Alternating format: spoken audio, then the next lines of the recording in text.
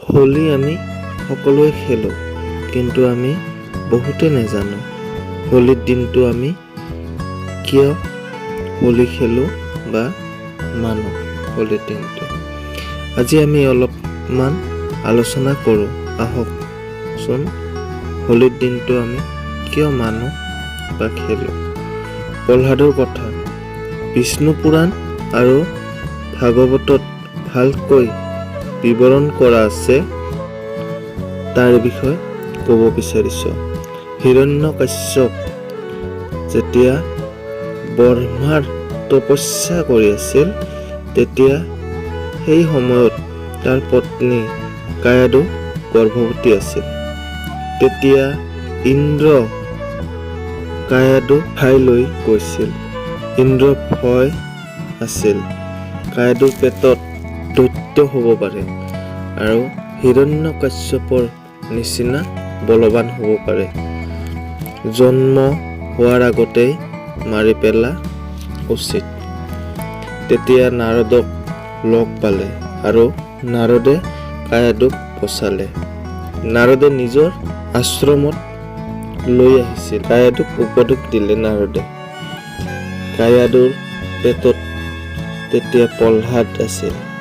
প্ৰহ্লাদে সকলো জ্ঞান শুনিছিল আৰু জন্ম হোৱাৰ পাছত সি মহাজ্ঞানী নাৰদৰ আশ্ৰমতে জন্ম হৈছিল। বাকী নাৰদৰ লগত থাকি নাৰদৰ পৰা জ্ঞান ল'লে। 7-8 বছৰ বয়সত নিজৰ ঘৰলৈ আহিছিল প্ৰহ্লাদে আৰু হিৰণ্যকশ্যপৰ নিজৰ তপস্যা শেষ কৰি আহিছিল। হিৰণ্যকশ্যপ প্ৰহ্লাদক নিজৰ কোলাত বহাই সুধিছিল, তোমাৰ কি ভাল লাগে? প্ৰহ্লাদে ক'লে, মোৰ ভাল লাগে একান্ত মনে শ্ৰী বিষ্ণু ভক্তি কৰিবলৈ। হিৰণ্য প্ৰহ্লাদৰ কথা শুনি খং উঠি আহিছিল, কাৰণ হিৰণ্য ভায়েক হিৰণ্যাক্ষ বিষ্ণুৱে বৰাহ অৱতাৰ লৈ হিৰণ্যাক্ষক বধ কৰিছিল। সেইকাৰণে হিৰণ্যকশ্যপে বিষ্ণুক মাৰিব খোজে। সেইকাৰণে প্ৰহ্লাদক ওপৰত খং কৰিছিল। তাৰপিছত ভাবিলে, এতিয়া প্ৰহ্লাদে সৰু আছে বুলি ভাবিছিল। হিৰণ্যকশ্যপৰ গুৰু আছে শুক্ৰাচাৰ্য, তাৰ পুত্ৰ চাণ্ডুক আৰু অমৰ। সিহঁতক মাতিছিল আৰু সকলো বিদ্যা প্ৰহ্লাদক দিবা কথা কৈছিল।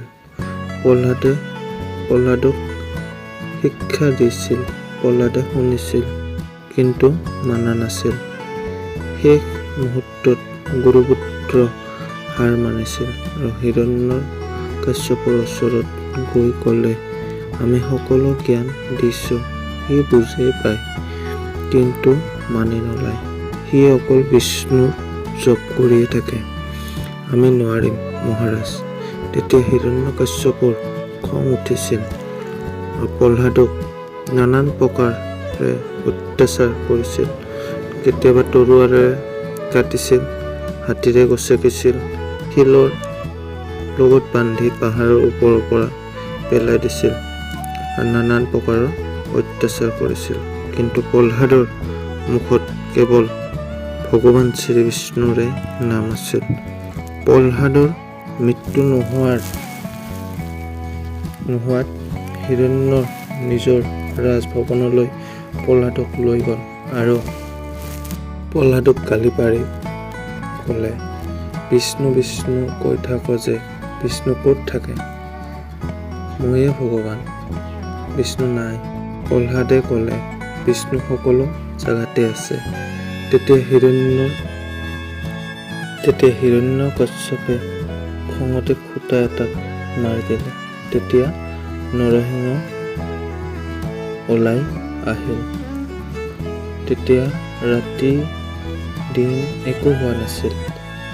তেতিয়া অকল সন্ধিয়াৰ সময় আছিল আৰু হিৰণ্যকশ্যপক শপত কৰিছিল। হোলী মানাৰ এয়ে উদ্দেশ্য। সেইবাবে আমি হোলীৰ দিনটো কোনো শত্ৰু ভেদভাৱ নকৰি আমি সকলোৱে সুখী মনে হোলীটো মানিব লাগে আৰু সকলোৰ বাবে হোলীৰ বাবে শুভকামনা থাকিল। যদি ভিডিঅ'টো ভাল লাগিল এটা লাইক, এটা ছাবস্ক্ৰাইব আৰু এটা মৰম লগা কমেণ্ট কৰি দিব। যদি মোৰ কিবা ভুল হৈছে কমেণ্ট কৰি জনাব।